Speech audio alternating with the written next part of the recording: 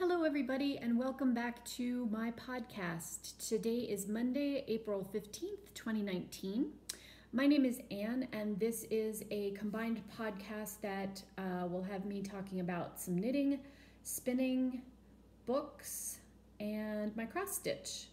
If you're a returning viewer, welcome back. I'm so happy to get to spend some more time with y'all. If you're a new viewer, welcome. And I hope that you have a reason to come back and visit with me in the future. If you have been a podcast viewer in the past, just some housekeeping that I have updated my channel name. I think you can still find me under Ann P, but I have actually updated the podcast name now to hopefully better reflect what I talk about, which is Fiber, Floss, and Fiction. And that's the name of the new podcast, the Fiber, Floss, and Fiction podcast. So I will be talking about all of those things today, and I am going to kind of jump right into things because I have a ton of stuff to talk about. So let's just get started. I have things everywhere and all kinds of updates and things. So let's jump right on into knitting. What I'm working on.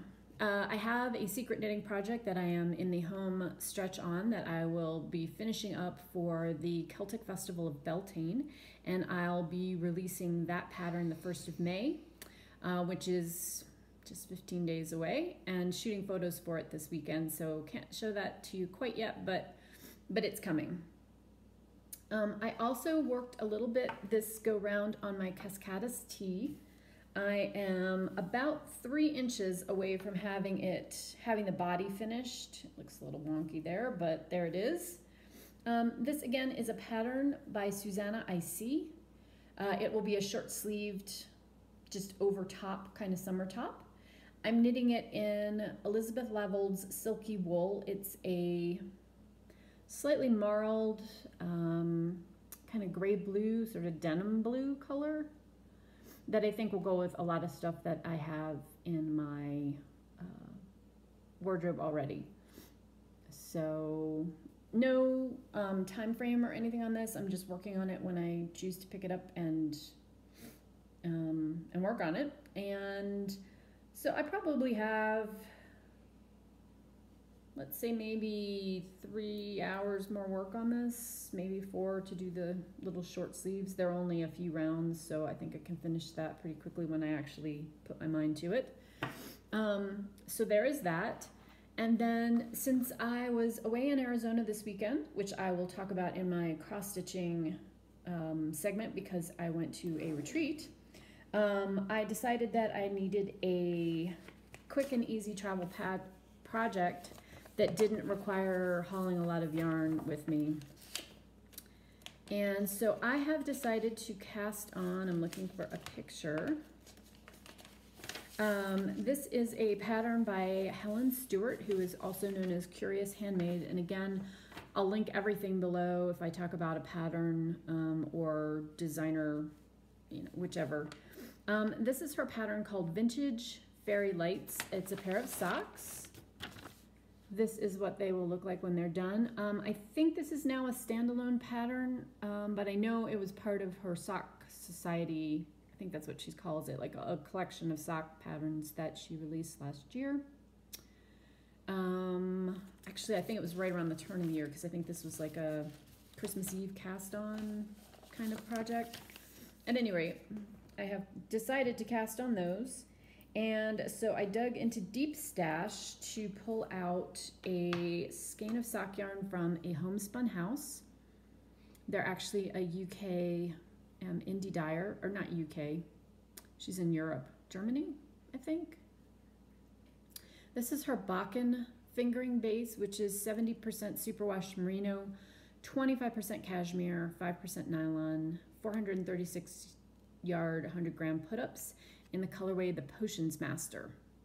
So I'm going to be using these for the Woolly Wonka Fibers Q2 fandom themed project in which you can work on anything that is fandom themed, and this is obviously Harry Potter. This is kind of her Slytherin house colorway. which I love. So this is sock 1. I'm knitting it on size 0s. I'm at this point following the pattern. 1 by 1 ribbing, and then there's this, well, I take that back, I'm not following the pattern. So me. The little fairy light, sort of mini little bobble kind of things right here, I felt were really small and I wanted them to show up more, so I added a round of extra stitches before I decreased back down to the sort of stem part of it. I think you guys can hopefully see that. And then the rest of the leg and onto the foot is a knit 3 purl 1 ribbing. So I have about 6 rounds left to go before I start the heel. The pattern is written for a heel flap, and I like those. I like how they fit. I haven't decided if that's what I'm going to do yet or not. I will when I get there. No time frame on these. They're super fun and easy, so I'm just going to work on them when I have time. But I love the colorway, and for those of you who are kind of watching this whole extravaganza podcast and not cherry picking through information, the cross stitch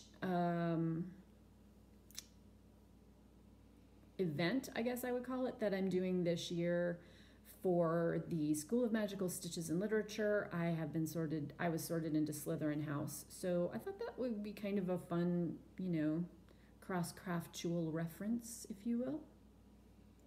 Yeah, so there are those.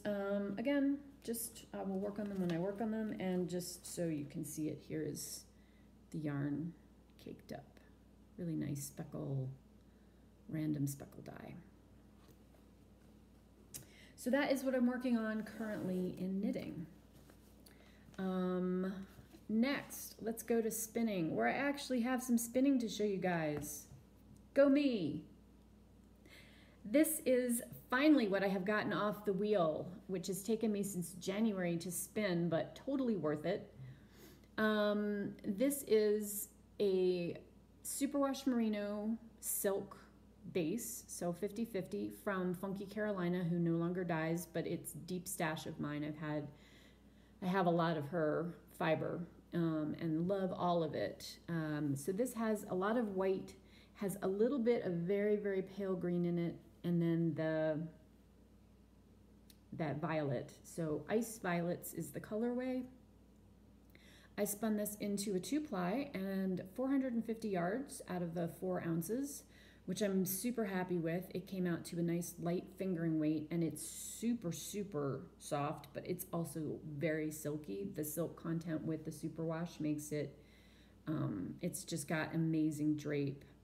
So I'm gonna be using that probably for a shawl, something that it would really show off the drapiness, and possibly beads with it. I thought that might be pretty to kind of bump the shine quotient up a little bit. So yeah, I'm happy that I have this finished, but I am also super happy with how it turned out. So that will go into stash. I don't have a specific pattern picked out for it yet. It'll just be, when I get to that point. Okay, so then I wanted to show you, so also kind of wrapped up with the retreat I went to. One of my Instagram, Facebook, I think podcast followers, Brenda, contacted me while I was in Arizona to say hello and to ask if I might be free to get together at some point while I was there in Arizona. And since this was a for fun retreat, I wasn't teaching, I wasn't doing anything except having a good time, which I did. I had some free time on the schedule, and so I met Brenda for coffee, and then we went and did a little shopping. Super fun. She is awesome. We had a great visit together, so thank you for making the drive, Brenda, and definitely next time I'm in the area, we will hook up for more fun. But she was very sweet, and she brought me a gift, which was 2 packages of this super soft very squishy, gorgeous, natural colored roving. So there's 2 ounces here. It's from the farm at the end of the road. You can read that, which is from Arizona. And I believe she told me it was Cormo. It doesn't actually say that on the label, but it does feel like that. So I have all of this to spin. And I actually think that's what's going to go on my wheel next. I mean, this is so beautifully prepped and so soft. It's yeah. I think that's what's going to go on the wheel next. So so that was a lovely surprise. Thank you, Brenda, for thinking of me. You definitely did not have to bring me anything. I was just happy to get to spend some time with you locally. But yeah, I'm not going to turn something this beautiful down. So here we are, all good. In a sidebar, one of the other gals at the stitching retreat, who's a knitter, hi Kara, if you're watching, she had wanted to go to one of the local yarn stores, so we did that. I think it was Macy Yarns. I hope I have that name right, but I was a little on overload, lots of sensory overload. They carry both yarn and fiber from this same farm. So if you're local to the Chandler, Arizona, Mesa, Arizona area and want to score some of this, they have that in the shop. I noticed it while I was there. We actually went the day before I met up with Brenda, so I'm glad that I didn't buy any because it was one of the things that I was looking at. I was very good and I did not purchase any yarn while I was there. Just a little bit of stitching stuff, which we'll get into when we get into that. Yeah, so that will go on the wheel next. And I think that is all we need to talk about for spinning. So let's move on to books. So I finished 2 books, which I had been reading last time. The first of which was Green Rider by Kristen Britton, which I had been listening to as an audiobook. This was a reread. I loved it. I absolutely loved it. If you're somebody who likes high fantasy and a strong female character or just a strong main character, this is a great book. I was recommended it by a fellow horse friend, and it does have some strong horse characters in it too. So if you're a rider or have spent time with horses, you probably would enjoy that aspect of it as well. It is part of a series. It is definitely something you can read as a standalone. It does kind of finish out, even though it leaves the door open for more storytelling opportunities, which the writer did go on and do. So there are more in that Green Rider series, and I loved it. It was a great read. And definitely worth a reread, which I hardly ever do, so 2 thumbs up for that. The other book I finished is a book called The Essex Serpent by Sarah Perry. And Michelle Bendy Stitchy, if you want my print copy, let me know, because I actually have it in print, and I would be glad to send it to you because I think it's on your to-be-read list. If not, just that's fine too. You don't have to have it. If you want it, I will send it. So this book is set in the 1890s, and the main character, Cora, has been recently widowed, and she is sort of taking advantage of her widowhood to do some personal growth. She decides that she is going to go to the coast of England to look at fossils. She's sort of a budding paleontologist, and kind of just be herself, grow into herself. There's a few other subplots, sub-stories with her friends. The author ties in a lot of information about the time period in Britain and kind of the sort of move into the 20th century and all of its industrialization and the housing crisis, the move from agricultural to more of an urban-based society, women's roles in society. And it's focused around the fact that this small seacoast town that Cora goes to visit in the 1660s, there was a sea monster that was attacking the villagers, or the sea coast folk. And there's a whole pamphlet. This is a truth. This part is not fiction. There is a pamphlet printed about it, which I think was the jumping off point for the author. But then they did have what they thought were sightings of this same creature. So think kind of Loch Ness Monster. It's that same idea that they think that they've sighted off the coast. So the small seacoast village that she's staying in with her companion and her young son has been beset by what the villagers think are kind of strange occurrences. And the local minister is not convinced at all that that's what's going on. And so even though he's a man of God, he also is kind of a man with an open mind to science. So this book is, it's a very interesting read. I really enjoyed it. It is historical fiction. I guess I should say that.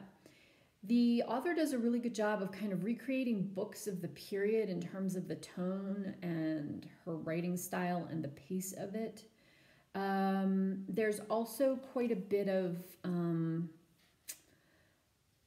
it's not like gothic horror, but there is sort of a gothic vibe to it. It reminded me quite a bit of The Piano, if you either read that book or saw the movie that Holly Hunter was in, won an Oscar for, about the woman who chooses to be a deaf mute and who plays the piano, and she winds up getting married and going to Australia. It has some overtones of that, at least it did for me. Very interestingly written book. I got into it, like once you kind of wrap your head around her style of writing, which is not particularly contemporary. There's a ton of information in it about what's going on in Britain during that period without you being force-fed it. The characters are all really interesting and very well drawn. The minister's wife, Stella, is her own very interesting character. I almost would like to read a book just with Stella's story in it. Yeah, I would definitely recommend this one if any of those kind of genres are interesting to you at all. So what I'm currently reading, I have 2 books on the go. One is an audiobook I have about an hour left in, called H is for Hawk by Helen MacDonald, which both of these I'll go into a little bit more next time when I have them hopefully finished. I want to get them both done for April because they're School of Magical Stitches books. So H is for Hawk, just at a really high level, is written by Helen MacDonald and is about her first year with a goshawk. She's trained this hawk like in falconry, and it's something she had been interested in since she was a little girl. And the book is kind of tied to the year after her father's death because both of those things happen at the same time. So it's a very introspective book, and there's a ton of information in it. She was a Cambridge Fellow, so she's somebody who writes really well. And the audiobook I'm loving listening to because it's her reading it, and she has a lovely, very soothing, like British Cambridge professor type accent. So we'll talk about that one more. And then the other book that I'm reading is called The Emperor's Blades by Brian Stavely, and thank you, Jessie Marie, for that recommendation. That also is fitting a Magical Stitches and Literature reading prompt. About halfway through that, definitely high fantasy. Took me a little bit to get into it, but now I'm enjoying it, and I'm about halfway through and kind of zipping along on that one. So we'll talk about both of those next time I do my podcast to kind of give you guys a more in-depth review. So let's move on to cross stitch. So first off, let me talk briefly about Stitchnanigans. This was the retreat hosted by McKenna Stitching in Sequins, and it was in Chandler, Arizona. It was great. That's the quick version of it. It was so much fun to meet folks who I have chatted with on Instagram or I know from their podcasts. There was about 80 people there, so I'm not going to name everybody's names. I'm sure I won't remember everybody. It was also great to meet a lot of folks who know me through my podcast, which was kind of fun. As well as just folks that I hadn't really had a reason to connect with before, and now we did because we were in the same great location for a weekend. I was there Thursday night through Sunday yesterday. McKenna did a great job with all of the organization. The resort that she picked was in kind of downtown, Old Town Chandler, but it was wonderful. My room was super quiet. I actually looked into a courtyard on one side and over the golf course on the other. I don't golf, but it's nice to look at green space. There were tons of restaurants within walking distance. I went for a run. The first morning I was there, kind of oriented myself. The staff was super friendly. Yeah, just really, it was a great time. So let me just show you really quick some things that I got there. McKenna got all of us mini Pepes, so he came home with me. Michelle, who is from Australia, was giving out these adorable, cute little koala bears. She had one for everybody, which was awesome. So loved that. McKenna had a bunch of giveaways, little sachets that have lavender buds in them. Smells really good. Little teeny tiny ort jars. I popped a couple other things from that were giveaways. She had some Karen Floss, and if I can get this out, these cute little wooden pieces that were from the, we also got patterns that have that on that from Arlene at 8 by ABC Designs. She designed the motif, the graphic for it, so we have a cross-stitch pattern copy. McKenna did some beeswax thread conditioners, of course she did. I have a couple other things that I don't think made it upstairs, unfortunately. Some cute little knitted cactus and a like a sticker, vinyl sticker logo. So just like a whole bunch of really fun, casual, easy, neat things that are great little remembrances of the weekend that I totally enjoyed. We also had a SAG swap, a like randomly stitched gift swap. I picked the package that had this amazing little bicornu. Margaret, I think is her name. Do I have my, hang on, I've got it here. I want to make sure that I get it right so that I thank her properly. Yes, Margaret. So she sent that, and she sent, she had wrapped up as well some chocolates and a really pretty kind of natural colored necklace with a big pendant, stone and beads, which is still in, I haven't completely unpacked, but I wanted to get my video taken care of. So this bicornu was her piece that she made with those pansies, cute little buttons on it.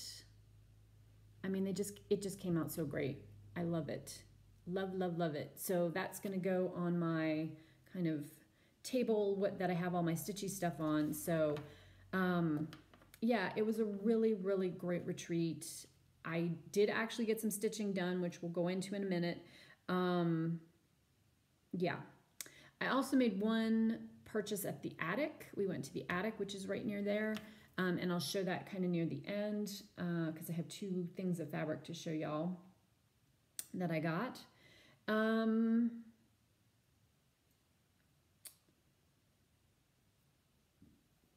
But I think that's it for Stitchnanigans. Would I go again? Absolutely. I hope McKenna does that again right there next year. She's also talking about possibly some other venues, which would be really fun. Yeah, so just all in all, a super great time. It was nice to just go and relax, and I really appreciated the fact that she didn't have every single hour of every single day we were there booked with something, so that I was able to go out and have lunch with another friend, my friend Andy, who's one of my knitterly friends, and you know, like I said, Kara and I Kara of Kay's Cross Stitch, she and I went to the yarn store one day, so you could get lunch whenever you wanted. If you wanted to go take a nap, you could go do that. If you wanted to sit outside, you could do that. It was just absolutely perfect in my opinion. I loved having the flexibility to not feel like I had to, you know, I had to be there between X and Y or else I was going to miss something. You know, the giveaway was at a certain time, but McKenna announced it really early in the weekend, so, you know, you could plan around it. It was just great. It was really a perfect weekend, and the weather was amazing. So, yeah, 2 thumbs up as well to McKenna for all of her hard work and her planning and everything that goes into organizing something like that to make sure everybody has a good time and things run smoothly. I know it takes a lot of work. So thank you, McKenna. I know I really appreciated that. So let's move on to all of the stuff that I've been working on. And what I'm going to do now is I'm going to insert a clip that will show you guys what I worked on for homework for Magical Stitches the first week of April. The rest of it is just because I've worked on a lot of it more than for just that homework. You guys are going to get to see a ton of projects. So let me go ahead and I will insert the clip here, and then you guys will come back to me after that and we'll talk about the rest. So let me pop that in. Be right back. Hello everybody, this is Anne and it is Wednesday the 3rd of April. I am checking in to talk to you guys a little bit about this week's homework, because I am trying to get back on the whole vlog thing to keep my projects up to date so I'm a little less confused when I actually do my podcast. So I finished this week's homework for Magical Stitches, and we had to do 3 different projects. Each needed 300 stitches. So the first one that we needed to work on, or that I worked on, was to do 300 stitches in a dark color, because the Dementors keep making people black out. So I decided I would tackle the March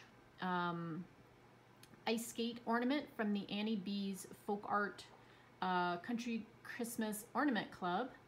And you can see right there, that is what it will look like when it's finished. I am stitching this on the 25 count natural linen, which I ordered as part of the kits. And I'm using a combination of Gentle Arts and Color and Cotton hand-dyed threads.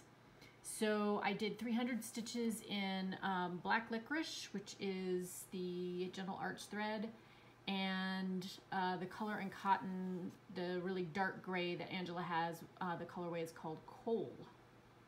So that was for that particular task. Then the next thing that we had to work on was, what was this prompt? Sorry, obviously not as organized as I would like to be. Oh, a project in which we changed the item in some way, either did a conversion or, you know, switched it up in how we were stitching it for Professor Snape abandoning his lecture plans. We also could work on something that had a mistake in it, and we decided to continue on with it. And this piece kind of has both. So this is Brenda Gervais's Snow for Christmas. And when I started working on this, which I started it in December, I just had this first hoe done. I decided to use the project because I am converting all the threads to Color and Cotton. So I finished up the second hoe, and the eagle-eyed among you will notice that this, which will be the center, what's the word I'm looking for? Obviously too late at night to be videotaping anything. The trunk. There we go, the trunk of the tree. You will notice in the original and in my version, it is over a little bit. And that is because I was gonna run out of space this way. So I opted to just shift everything over a little bit. I'm going to put the curve of the sleigh a little bit closer to the sheep, and I'm totally okay with that. All will work out and it will all fit on this. The fabric is a 32 count linen in the colorway Wren from Picture This Plus. And again, I'm using color and cotton threads for this. So that was the 300 stitches that I put into that project. And then the final prompt was we needed to work on a project that was at least 75% finished. And the mod said that we could do a page finish. So I went back to a stitching shelf and I put 300 stitches in this section right here, which leaves me with 200 stitches left to go on this page right here. I can't wait. I'm gonna try to finish those up tomorrow night and get that done, and that will also finish up one of the extra credit, no, Ultimate Challenge tasks that I'm working on as well. And I think that will get me through to the weekend, and then I'll decide what I'm gonna work on then, which I'll update in my regular video. So I will return you guys back to that, and hopefully the next thing that you'll see is a vlog clip from next week sometime in the future. Okay, take care, bye. Okay, so hopefully you enjoyed that quick clip, and here you are back with no time really having elapsed between then and now, hopefully. So let's talk about the first thing that I wanted to share with you guys. This is a finish that I got at the at Stitchnanigans. I finished up my Mill Hill Celtic Santa. I was so close on this after putting in some stitches for extra credit, or the Ultimate Stitching Challenge. I was like, you know what? I'm just gonna work on it while I'm there, and I'm gonna try to get it done. So here he is. All beaded, all done, all the back stitching. You can see there's actually back stitching for his kilt for the plaid, and his braces there along the leg wraps, I guess they are calling them, and all the beads. So this is one of my Stitch 9 projects, so super happy to have this one finished. It's obviously not fully finished, but I will do that. I want it to have it out for when we go to Scotland next month, kind of just as a celebratory thing for the month. Even though, yes, I know it is technically a Christmas ornament, but whatever. It's not overtly, I mean, it could just be some Scottish dude with a big beard, right? Okay. So that one is finished. Happy to have that one done. Love stitching on it. More back stitch on that one than the other Mill Hill kits that I've stitched on, but I think it totally is worth it, and you know, the beading and everything else was great. Let's see. Okay, so these are kind of in no particular order. I'm just going to show you what I've gotten done to kind of get you updated. Let's talk about a stitching shelf really quickly. So I have been slowly but surely working on this. You may remember, if you've watched me before, that one of my goals was to get 2,600 stitches, or a half of one of these full-size pages, done every month. And so I had finished page 3, which is right here, already this month. So I had done half of it last month. I finished it already for April, so that finished my April goal. And then I've put in about 1,000 more stitches for what would be my May goal, but I've already started on it. I mean, it's not like it's a big deal when I work on it, but so that right there is the half the page. I have one more block to do to finish this corner of it. So it will come down to about there. So I've gotten a good jump on May already. I will pull this out as I can for some Magical Stitches homework. I don't think it's slotted in for this week. I have a couple of things I might need to check and see if I can use it for, but currently it is just in a good place and I'm super happy with the progress on it, so that's where that is. Okay, next I am putting in some stitches on, I guess I should say I have the April and, no, back up, words. I have the March and April extra credit done. So I just need to keep up with the weekly homework through the end of April, and I can be working on the Ultimate Challenge projects in between. So one of those that I am tackling for that, as well as one of my Make 9 challenge or Stitch 9 challenge projects, is the September wordplay from Brenda Gervais. I did not have very much of this done. I'm doing this on 32 count. Hang on, do I have the information? I think it's doubloon. Pretty sure it's doubloon. Anyway, so this is where I am right now. I am substituting all color and cotton floss, and I'm doing this 2/2. So I have the tree, the apple tree started. This one has a lot of color changes in it. It has, I think, 14 colors, which is quite a bit for these smaller ones.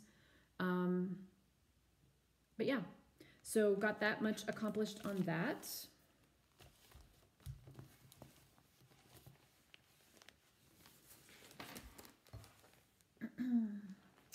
I then also put some stitches in on the April wordplay.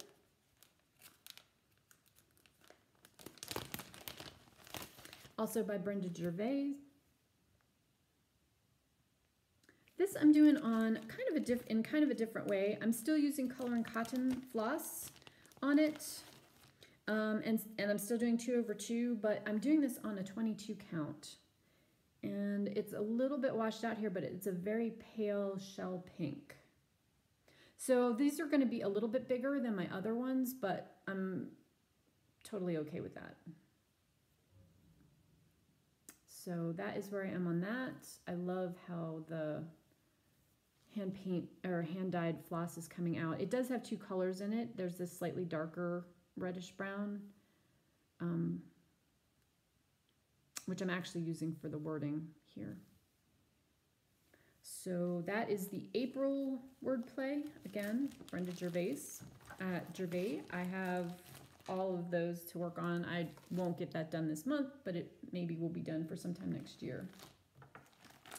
Okay, not cross stitch, but a project that I am working on, which I used for homework as well, is this reproduction section from the Bayeaux Tapestry.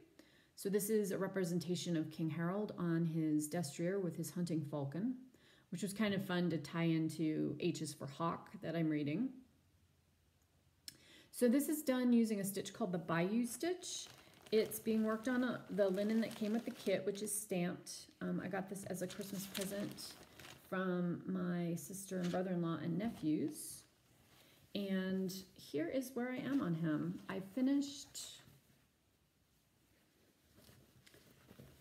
most of the stitch here. I need to do the back stitching or the stem stitch that outlines things for his cloak, but I got most of his overcloak done. And then I started on the horse, and I have got most of the horse's head done. I have to couch down these long runs of thread. If you're interested, there's several different videos on YouTube about how to do the Bayeaux stitch. It does fill space quickly. One thing that I was talking about is the fact that, Leah over at Aviatrix Stitcher, she was talking about, you know, how she thought maybe it was hard to read the chart of the colors. This is the chart. So it does indicate that the horse is in dark green, but what I was talking about last time is the fact that I have a lot of dark blue. Like I have this whole extra hank of dark blue. And the only places that I can see that it's being used are the horse hoofs and some outlining. So I'm not sure why I have this much, because I need like 6 strands and I have like 10 times that, or maybe not 10, 8 times that. I mean, I do have a lot of green in here. I don't know. Maybe I just have a lot of extra floss. Anyway, the floss is a 2-ply wool that also came with the kit. So I used this for a homework project, which I'm delighted and happy to be able to do, because I probably wasn't going to get much work in on this year if I hadn't. Yeah, so there's Harold working away, writing away. Still have a lot to be done on this. It is not the easiest thing to count stitches on. Let's just say that. So if I have a reason to use it again, I will, just to get some stitches in on it, but it will not be something I pull out for a counted kind of event, just because it's really tedious to count. Okay, next up, I have worked on a lot of stuff, guys, so just you'll have to be here for the long haul. Next up, I worked on Snow for Christmas. Another Brenda Gervais. There's a theme here. I am working this on 32 count Ren from Picture This Plus. And here is where I am on it. I'm using Color and Cotton hand-dyed floss to replace the Gentle Arts choices there. So I got most of the sleigh done and finished the hoe and started on the tree, and realized that I was going to be a little short to put the next hoe. There's another hoe that lives over here. So I scooched the sled over a little bit, and there's a huge gap here. So I'm actually going to scooch the sheep over like 3 stitches, and it'll still come out about the same size, and I'm also totally fine with that. So that is Snow for Christmas. Then I worked on Christmas Tea, one of my favorites. And this is being done on the same piece of fabric on the other end of it. I'm going to be making little cushions out of both of these, so I'm being pretty stingy with the side margins. And so this is what I got done on that. I got the bulk of Mrs. Mouse's dress done and her tail, and the border was already there. So using Color and Cotton as well for this. Doggy Dreams. You okay, Lizzie? Okay. Just stay. You're fine. When I go away, Lizzie goes over to our pet sitter's house, and she spends the weekend with them and their dog, who loves her. But they roughhouse like 20 hours a day. So the day she comes back, she has to nap a lot. It's so hard being the belle of the ball. Anyway, next up, I worked on Winter Fairy. This was for the Christmas break event where we had to put in 600 stitches over a weekend. Artwork is by, or pattern is by Joan Elliott. And again, I mean, I say this over and over with Magical Stitches, but there's so many things that I'm pulling out that I was like, oh, I'm never going to get to that this year. And I've gotten to it this year, and it's only April. Fabric is hand-dyed color from Color and Cotton. It was the July 2017 even weave colorway. It does not have a name to the best of my knowledge. It's showing a little purple here, but not too off. So I worked on finishing up her holly wreath there that she's wearing in her hair. And then I came down and I brought the hair and her shoulder down. So this is the edge of her shoulder. And I worked on this wing a little bit. So again, she'll be out again if I can figure out a way to make that happen. As I'm just looking at her now, I realize that she kind of has like a crystal ball thing going on here. So I may put 100 stitches in her for the wizarding equipment homework this week. Okay, so there is her. Next up, Mirabilia's Stargazer. I think I'm finally at a place in this that I can say that I have fixed all of my issues. I was off in her skirt in 2 places, and I fixed the first one, thought I was good to go, realized when I picked it up that I was so very much not, and I wound up having to rip almost everything that I had done in the front part of her skirt. But I think I am back on track now. Everything seems to be lining up. I'm like double and triple, quadruple checking as I go. You know, when I worked on it that last time and I was getting all this progress made, I knew I was under the weather that weekend and I shouldn't have worked on it. But, you know, you live and you learn. So as long as I'm back to moving forward, I'm happy. Being stitched on Phantom by Picture This Plus. Using the called for DMCs, I did a conversion of her hair to blonde, but otherwise I'm using the called for colors for the actual dress. And so there she is. I am working off of kind of this main line that comes down because it's a really strong vertical. So I know everything here right now is right, and I want to bring the skirt down. It has to about there to finish off the front of it. The back part that comes around, if you've seen Jessie Marie's progress on hers, you know how much skirt there is. But yeah, that's where she is right now. So very happy with how that's turning out, and I love how the colors are reading on this fabric. I did have quite a bit, like all of these sections right here are all one color that I could not find the bobbin for. I work off a master set, and I know I had the colorway because I've used it further up in here. Could not find it. Still haven't found it. Pretty sure the Magpie Cat I must have set it down somewhere and she has taken it off to some lair that I cannot find it in. So when I was at the attic, that was one of the other things that I picked up, was that color that I needed. So now next time I pull that out, I can finish those sections and they'll be completely done. Okay, last project to show you guys. I have been working on Village of Hawk Run Hollow. Block 4 and block 5 were part of my Stitch 9 challenge this year. And so last time I showed this to you guys, I think I had just finished block 4. So that is completely done. And I have made some really good progress on block 5 at the retreat. So I'm stitching this 1/1 on a 22 count fabric from Picture This Plus. The colorway is Legacy, which is just a really, I mean, it's basically antique white or cream, whatever. There's really almost no modeling in it.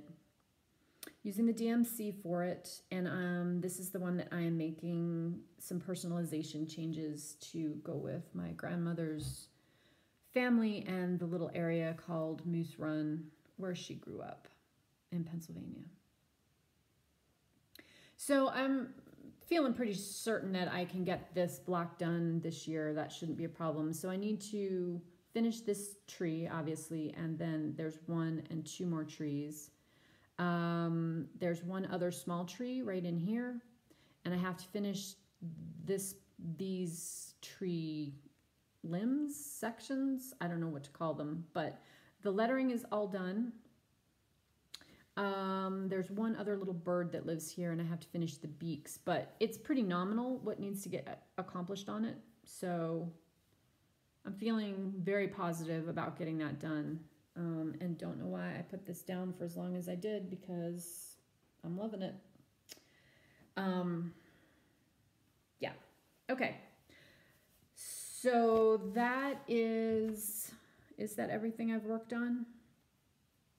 I think that's everything I've worked on. So really quick, let me just show you some stash acquisitions. I'll talk very briefly about plans then. This is the March, I think it's the March Color and Cotton Fabric of the Month Club. This is a 28 count linen. The colorway is Pixie. It is a gorgeous, soft lilac type purple, which I love. Love it. And it's showing pretty true, I think, on the screen. So nothing specific for that. I've just got it for whenever I decide I'm going to do something with it. I mean, it would be wonderful for like a spring fairy. I think I have my spring fairy fabric picked out, the Joan Elliott, but we'll find out. The next thing that I got were the few bits and bobs from the attic. I actually had 2 colors of DMC that I needed to get. This is the one for Stargazer.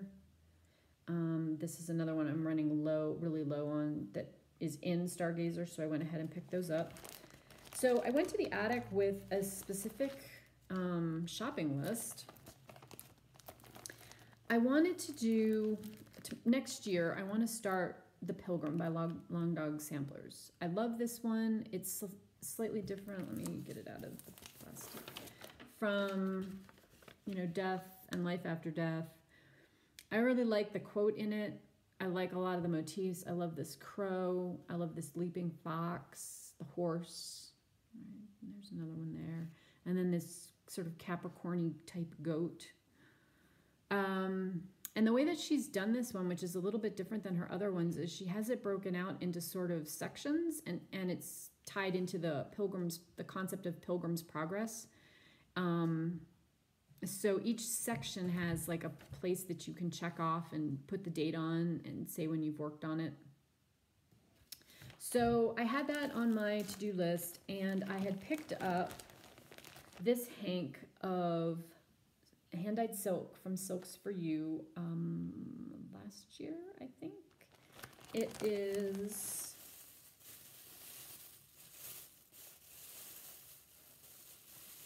the lyrically named PR029. So it's kind of a whole bunch of blurples. It's got like a periwinkle blue and iris purple,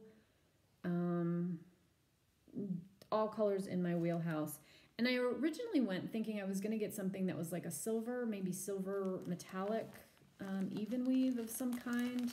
Oh, I just wasn't sure. So I walked through, which is the great thing about going to a local yarn or local stitching shop, is that you can actually see stuff in person.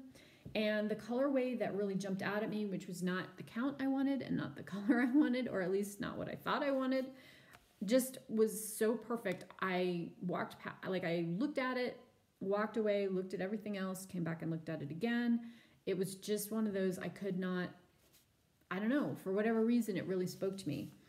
It's a company that I have not worked with before called Crossed Wing. It's a linen. It's not really totally showing up exactly true to life. It's warmer in real life, but it's called butternut. So it's butternut squash colored. It's got a little bit of green bits and bobs to it. But the thing I really liked about it was this floss on it. I just love this combination so much. So I'm going to go ahead and do it. Well, obviously, because I bought it and here it is. And I have plenty. I just took the entire piece. So it's going to wind up being, I think, about 18 by 20. So, I mean, I have plenty.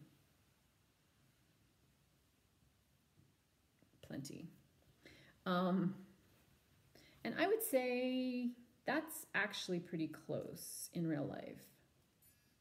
So again, something kind of outside my wheelhouse, but I'm in love with it, and I think it's going to be amazing. And so, you know, that's fine. So I'm now looking forward to starting that. And I had posted about it on Instagram, and Jemima the Rocking Stitcher was like, wait, for next year? And I said, yeah, you know, I'm prepping because I'm doing No New Starts 19. And I've been good about that. There've been no, you know, off the reservation type new starts. And so she asked, she was like, is next year going to be like a Stitch Mania start everything kind of year? And I do already have quite a few things that I want to start, so I don't know if that's good or bad, but whatever. I'm excited about starting that one next year and looking forward to it. Okay, so plans really quick, because this is still going to be a long video. I have a lot to talk about. So Magical Stitches continues to rumble along, making all of us do exactly what they tell us. This week, there's a set of prompts that deal with the shops at Hogsmeade. I'm not going to go into all of those. Suffice it to say that I am going to try to do the 10 different shops. I think I have 8 for sure, and now maybe 9 if I use the crystal ball in this one. Because you get some extra points to do that. So I'm looking at working on that. What else did I pull? Christmas Tea, the one with the little mice, that's slated for a couple. My When Witches Go Riding, my Prairie Schooler, that's slated for at least one. I will do a video that shows those. It's only 100 stitches per prompt for each of those shops. So that's what I'm going to mostly be working on this week. If I get some extra time, I'm going to go back to working on Village of Hawkrun Hollow. I'm about at 650 stitches out of 1,000 that I'm trying to do for one of the ultimate challenge prompts. So if I could finish up those remaining 350 stitches on that, that would be great. That'll probably get me pretty close to finishing that block. So I may just, if I am close and I have time, just keep pushing through it. My husband's home this week. He's going to be here almost an entire week, which would be great. We've got spring plants to put in and all kinds of fun stuff. So, yeah, we'll see. I think it's going to be a busy weekend, but that's all good. So I will leave you with this, my friends. I hope that all of you have been having a great month of April so far and enjoying all the crafting things and outdoor or indoor time, whatever way you choose to spend it. Yeah, I think that's it. I'll be back probably around the 1st of May with an update. I think that's 2 weeks from now, give or take. I don't know how the week might still be April, but at any rate, end of April, beginning of May, I should be back. Thank you all for watching. Thank you for subscribing, your comments, your interactions in general. I will plan to check in with you again in a couple of weeks. And until then, be well, my friends. Bye-bye.